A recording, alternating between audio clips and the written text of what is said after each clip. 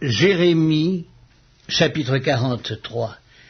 Lorsque Jérémie eut achevé de dire à tout le peuple toutes les paroles de l'Éternel leur Dieu, toutes ces paroles que l'Éternel leur Dieu l'avait chargé de leur dire, Azaria, fils d'Osée, Yochanan, fils de Caréac, et tous les hommes orgueilleux dirent à Jérémie, « Tu dis un mensonge, l'Éternel, notre Dieu, ne t'a point chargé de nous dire, n'allez pas en Égypte pour y demeurer.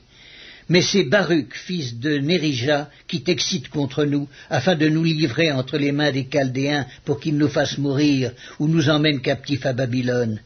Yochanan, fils de Caréac, tous les chefs des troupes et tout le peuple n'obéirent point à la voix de l'Éternel qui leur ordonnait de rester dans le pays de Juda.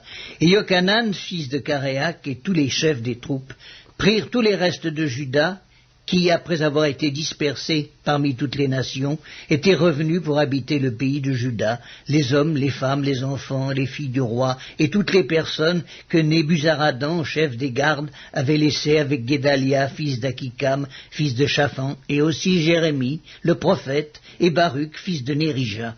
Ils allèrent au pays d'Égypte, car ils n'obéirent pas à la voix de l'Éternel, et ils arrivèrent à Tachpanès.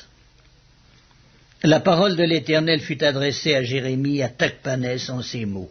« Prends dans ta main de grandes pierres et cache-les en présence des Juifs dans l'argile du four à briques qui est à l'entrée de la maison de Pharaon à Tachpanès. Et tu diras aux Juifs, « Ainsi parle l'Éternel des armées, le Dieu d'Israël. Voici, j'enverrai chercher Nebuchadnezzar, roi de Babylone, mon serviteur, et je placerai son trône sur ces pierres que j'ai cachées, et il étendra son tapis sur elles. Il viendra, il frappera le pays d'Égypte.